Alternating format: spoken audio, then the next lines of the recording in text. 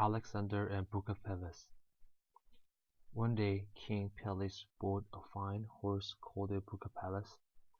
He was a noble animal, and the king paid a very high price for him.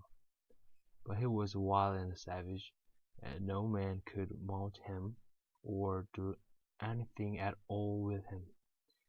They tried to whip him, but that only made him worse.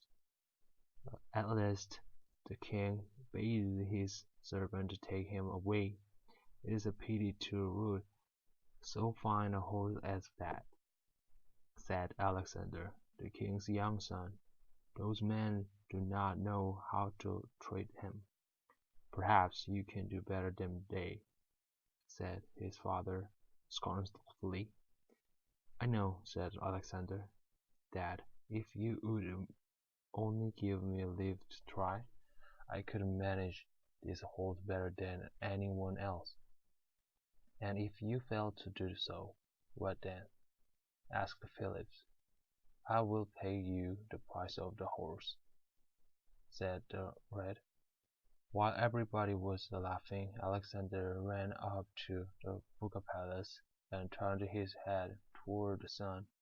He had noticed that the horse was afraid of his own shadow. He then spoke gently to the horse, and patted him with his hand. When he had quieted him a little, he made a quick spring and leaped upon his horse's back. Everybody expected to see the boy killed outright, but he kept his pace and let the horse run as fast as he would.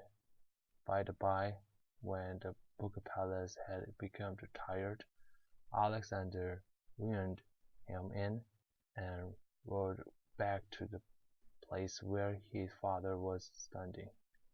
All the men who were there shouted with, and they saw that the boy had proved himself to be the master of the horse.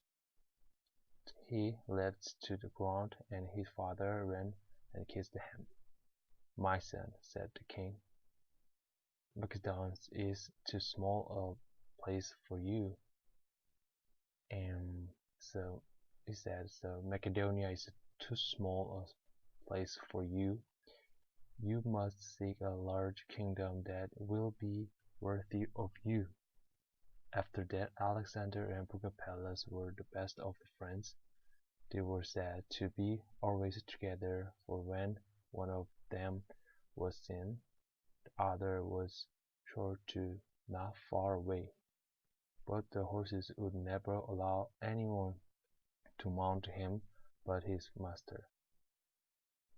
Alexander became the most famous king and warrior that was ever known, and for that reason he is always called Alexander the Great. Bucephalus carried him through many countries and in many fierce battles, and more than once did he save his master's life.